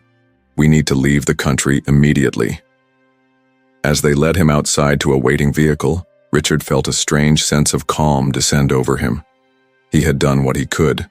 The evidence was in the right hands. The story would break tomorrow, and the world would know the truth about the Prometheus Project. Marcus might silence him, but he couldn't silence the hundreds of voices that would soon rise in testimony against the atrocities committed in the name of progress. The car moved through London's evening traffic, headed toward a private airfield where Richard presumed a plane waited to take them back to Switzerland. Marcus sat opposite him, scrolling through his phone with a frown. Problems? Richard asked, unable to keep a hint of satisfaction from his voice. Marcus glanced up. Nothing insurmountable. We're accelerating the timetable for relocating the most valuable donors. By this time tomorrow, the facilities in Geneva, Tokyo, and Rio will be empty. Richard's stomach twisted. You won't have time. The authorities are already positioned for raids. Perhaps, Marcus conceded. But we've prepared for this contingency, Richard. The Prometheus Project is too important to be destroyed by one security breach. We have backers in governments around the world, people who understand the value of what we're doing. You're delusional, Richard said. Once the public knows the truth, no amount of political protection will save you. Before Marcus could respond, his phone rang. He answered, listening intently, his expression darkening with each passing second. When? He demanded. How many? Another pause. No. Maintain position at the primary facilities. Implement Protocol Demeter immediately. I'll contact our government liaisons directly. He ended the call, his face a mask of controlled fury. "It seems your journalist friend decided not to wait until morning. The story just broke on the Guardian's website. Coordinated releases in multiple countries." He fixed Richard with a cold stare. "You planned this. The text message, the escape attempt. It was all a diversion to buy time until the story went live." Richard smiled, genuine pleasure warming him despite his dire situation. "I'd like to claim that level of strategic thinking, but I can't. I suspect Claire and Elise had their own contingency plans in place." Marcus's phone buzzed repeatedly with incoming calls and messages. He ignored them, his focus entirely on Richard. "Do you have any idea what you've done? The Prometheus Project represents humanity's best hope for preserving our greatest minds, our most exceptional talents, for transcending the limitations of individual mortality. At the cost of turning human beings into crops to be harvested," Richard countered. "At the cost of Rebecca's life. At the cost of your own humanity, Marcus." For a moment, something vulnerable flickered in Marcus's eyes. A glimpse of the man Richard had once considered his closest friend. "You don't understand what's at stake," he said quietly. "What we've achieved." "I understand perfectly," Richard replied. "You convinced yourself that the end justified any means. That's the oldest self-deception in the world, Marcus. And the most dangerous." The car slowed, then stopped. One of the security men opened the door, leaning in to whisper something to Marcus. "Change of plans," Marcus announced, his expression hardening once more. "We're not going to the airfield, it's been compromised." He turned to Richard. "It seems your friends have been busy. Interpol has moved up their timetable. The raids are happening now." A surge of triumph coursed through Richard. "It's over, Marcus, let me go. And perhaps there's a chance for some leniency in whatever justice awaits you." Marcus laughed, a brittle sound devoid of humor. "Justice? Is that what you think this is about?" He leaned forward. "The Prometheus Project will survive, Richard, with or without me. The technology exists now. The precedent has been set. Someone somewhere will continue our work, perhaps with less ethical restraint than I've shown." "Ethical restraint?" Richard repeated incredulously. "You murdered my wife. You've been murdering people for years. And how many lives will be lost because the greatest minds of our generation are allowed to simply expire?" Marcus challenged. "How many diseases will go uncured? How many innovations will never happen because we allow death to claim our best and brightest before their work is done?" Richard shook his head sadly. "That's the fatal flaw in your thinking, Marcus.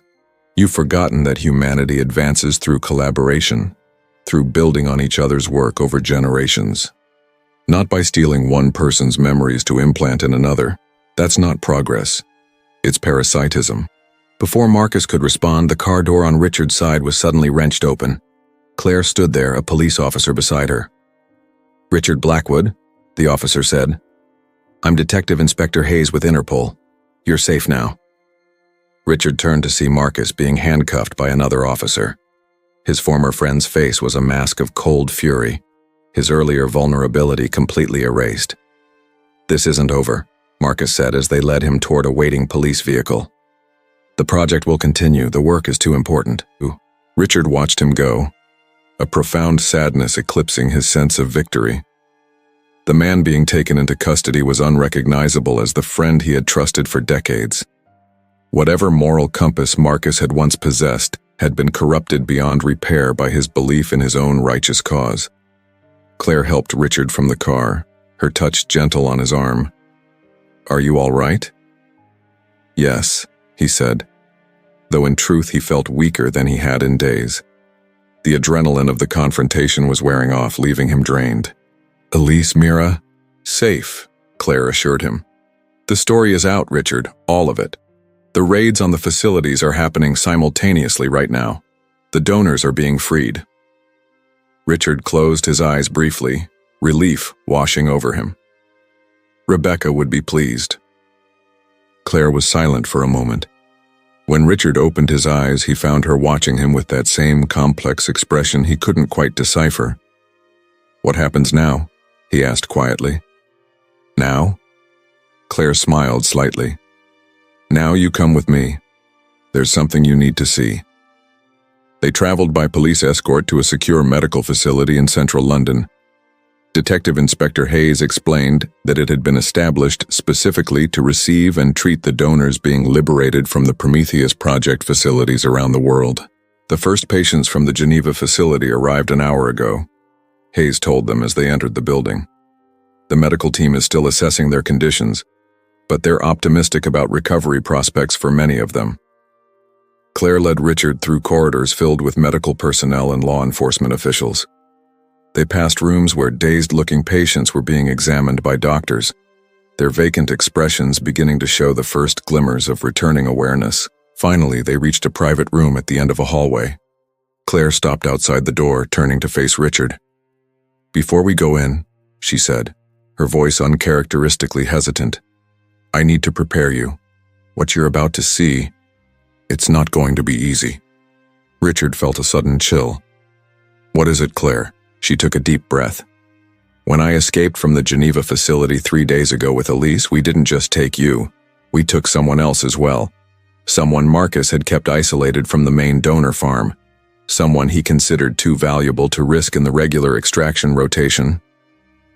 Richard's heart began to pound. "Who?" Instead of answering, Claire opened the door. The room beyond was softly lit, with medical equipment monitoring a single patient in a hospital bed. A doctor stood checking vital signs while a nurse adjusted an IV drip. They both looked up as Richard and Claire entered. "How is she?" Claire asked the doctor. "Stable," the doctor replied. "We've begun the treatment protocol to reverse the sedation. There are encouraging signs of increased brain activity, but it's too soon to make any promises about cognitive recovery." Richard barely heard them. His attention was fixed entirely on the woman in the bed. Her honey blonde hair had been shaved close to her scalp, now growing back in a soft fuzz. Her face was thinner than he remembered, with new lines etched by suffering. But despite these changes, despite the 7 years that had passed, he would have known her anywhere. Rebecca. Richard moved to the bedside on unsteady legs, sinking into the chair placed there. Trembling, he reached out to touch her hand, cool, but undeniably real. "How?" he whispered, unable to tear his gaze from his wife's face. "Marcus told me she died years ago, after the 7th extraction." "Marcus lied," Claire said, moving to stand beside him. Rebecca was too valuable to discard. Her cognitive patterns yielded the most successful transfers of any donor in the program. So instead of letting her die, they kept her in a controlled state, extracting only enough each time to avoid permanent damage, allowing her brain to partially recover between procedures. "She's been alive all this time," Richard said, his voice breaking. "All this time while I mourned her, while I believed she was gone forever." Claire placed a hand on his shoulder. "She was their most closely guarded secret, Richard. Even most of the staff didn't know she was there. Marcus kept her existence compartmentalized to just himself and Dr. Wayland." "Will she recover?" Richard asked the doctor. "Will she remember me?" The doctor's expression was cautiously optimistic. "The damage from repeated extraction is significant, but not as severe as we typically see in long-term donors. Her brain was allowed recovery periods that others weren't granted. With the new treatment protocols we've developed, there's reason for hope." He paused. "But I must caution you, even in the best-case scenario, she won't be exactly the same person you knew. The extraction process inevitably causes some permanent changes to cognitive function and memory." Richard nodded, understanding. The Rebecca who might wake up, if she woke up at all, would not be the same woman who had disappeared 7 years ago, just as he was no longer the same man who had lost her. "I'd like some time alone with her," he said quietly. The doctor and nurse nodded and left the room. Claire lingered a moment longer. "Thank you," Richard said, finally looking up at her. "For finding her. For bringing me to her." Claire's expression was unreadable. "I did it for her as much as for you. Whatever I am now, whoever I am, I owe her that much." She moved toward the door. "I'll be outside if you need anything." When he was alone with Rebecca, Richard carefully took her hand in both of his. Her wedding ring was gone, but the slight indentation where it had once been remained visible on her finger. "I found your message," he told her softly. "It took me far too long, and I'm sorry for that. But I found it, and I did what you asked. The Prometheus project has been exposed. Marcus and Dr. Wayland are in custody. The donors are being freed." He paused, stroking her hand gently. "You won, Rebecca. You saved them all." There was no response, no flickering of eyelids to indicate she had heard him. But the monitors showed steady vital signs, and the doctor had mentioned increased brain activity. Somewhere within the stillness of her body, Rebecca might be fighting her way back to consciousness. Richard settled more comfortably in the chair, still holding her hand. His own body was weakening daily as the cancer progressed, but he was determined to be here for whatever time she might need. Whether it was days or weeks, whether she fully recovered or remained in this twilight state, he would not leave her again.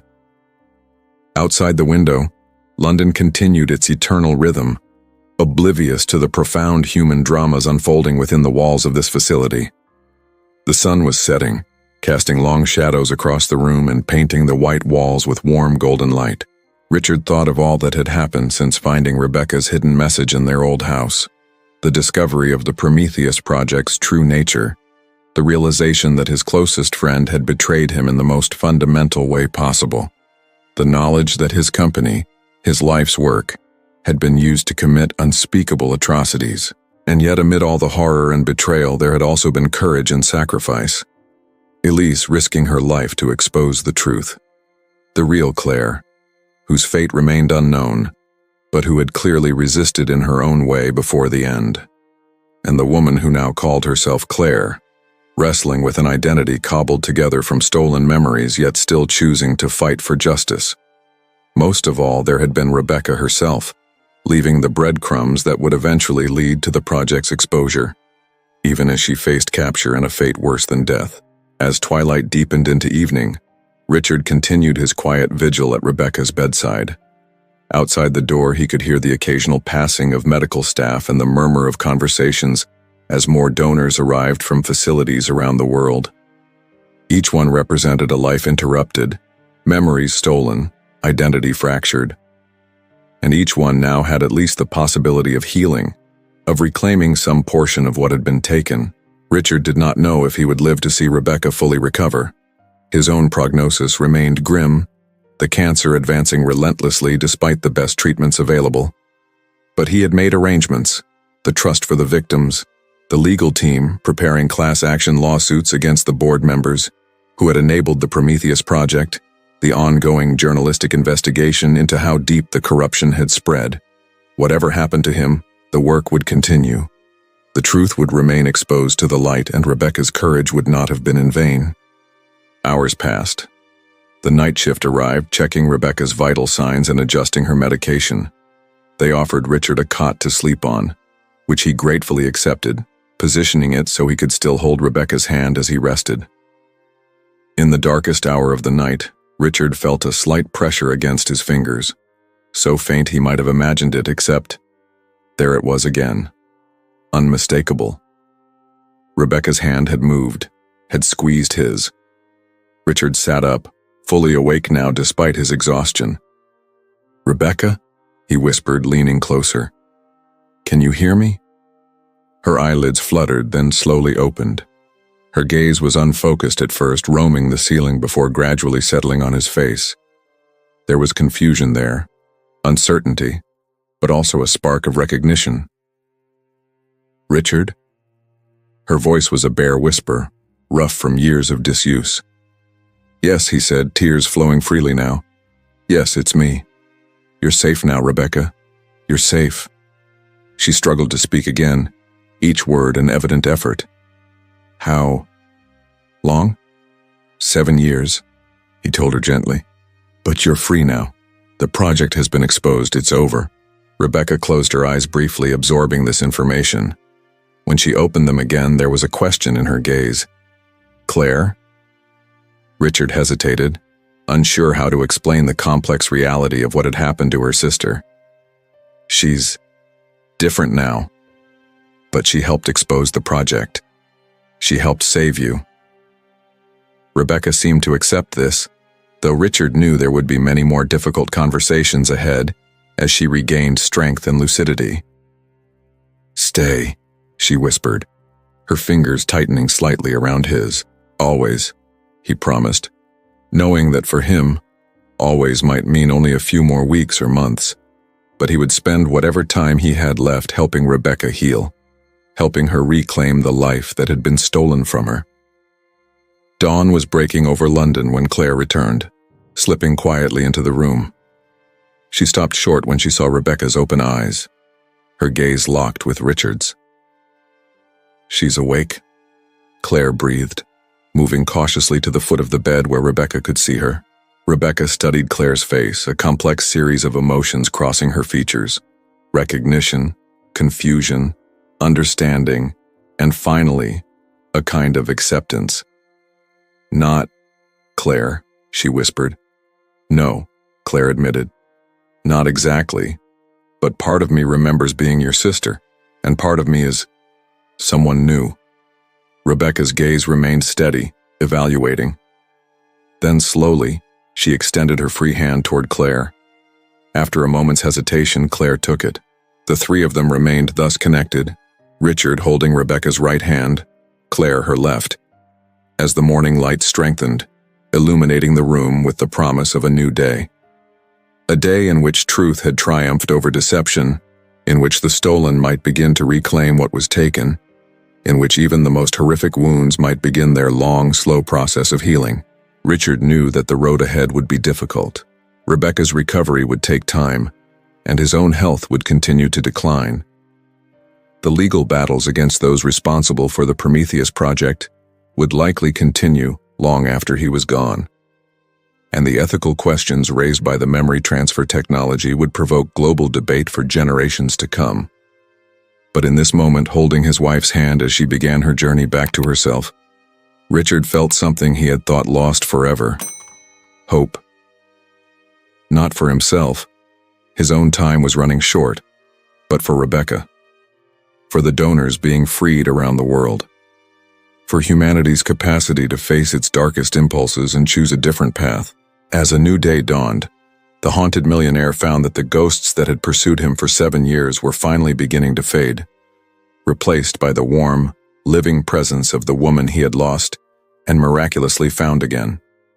Whatever time they had left together, whether days or years, would be theirs alone, free from the shadows of the past, lived in the full light of truth at last. If this story moved you, the next one appearing on screen goes even deeper. Click and watch it now. And of course, subscribe to the channel, hit the notification bell, leave a comment, drop a like, and share this with someone who needs to hear this story.